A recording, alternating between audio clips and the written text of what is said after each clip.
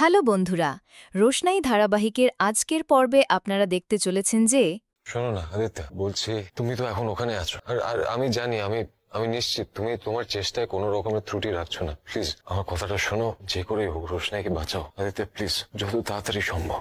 আমি তোমার কষ্টটা বুঝতে পারছি আরণ্যক। আশা করি তুমিও আমার কষ্টটা বুঝতে পারছো। আমি জানি যে রোশনাই আমাকে ভালোবাসে না, তো আমি তো রোশনাইকে ভালোবাসি। ওরকম একটা মেয়ে যদি নিখোঁজ হয়ে যায়, বুঝতে পারছো তো কত রকম আশঙ্কা মনের মধ্যে হয়। আশা করি তুমি বুঝতে পারছো না কি বলতে চাইছি। আমি কি করবো আদিত্য, আমি কিছু বুঝতে পারছি না। আমি আমি খেতে পারছি না, আমি ঘুমোতে পারছি না, সারাদিন আমি ছটপট করছি শুধু এটা ভেবে যে রোশনাই রোশনাই বেঁচে আছে। আদিত্য, রোশনাই বেঁচে আছে তো? এত বড় সাহস ওদের কারো আছে বলে আমার মনে হয় না। রোশনাইকে যদি ওরা শেষ করে তাহলে বিষয়টা ধামাচাপা পড়ে থাকবে না। দেখো, রোশনাইয়ের পক্ষে লড়ার জন্য কিন্তু অনেক মানুষ আছে, সেটা অঞ্জন প্রসাদ আর ওদের দলবলের লোক জানে। তাই আমার মনে হয় না রোশনাইয়ের এত বড় ক্ষতি ওরা করবে। ট্রাস্ট মি আরণ্যক, আমি আমি আমার তরফ থেকে সব রকম ভাবে চেষ্টা করছি। Trust me. আমি তোমাকে বিশ্বাস করি আদিত্য, আর কি বা আছে আমার মুম্বাইতে বলো? তুমি যদি না থাকতে তাহলে তাহলে এই খবরটাই হয়তো আমি পেতাম না। তুমি টেনশন করো না আরণ্যক, এখানে আমি যা যা ইনফরমেশন পাবো তোমাকে জানাবো। আর সত্যি তো, তুমি তো এখানে অনন্তকাল থাকতে পারবে না। তোমার অফিস আছে, ওখানে ফ্যামিলি আছে, আর সব থেকে বড় বিষয় গরিমার গর্ভে তোমার সন্তান রয়েছে। তুমি তো তোমার সন্তানের প্রতি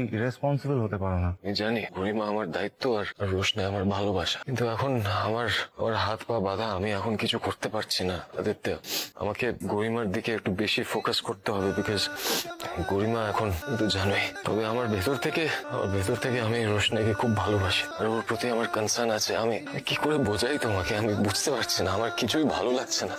শুধু আমার অন্তর জানে আমি কিভাবে আছি। এখানে আন্ডারস্ট্যান্ড ইউর সিচুয়েশন, আমি বুঝতে পারছি। আমি কাছে থাকবো, রাখছি, টেক কেয়ার। Okay, by. তো দর্শক, এই ছিল আজকের আপডেট। পরবর্তী আপডেট পেতে আমাদের চ্যানেলটি সাবস্ক্রাইব করুন। ধন্যবাদ।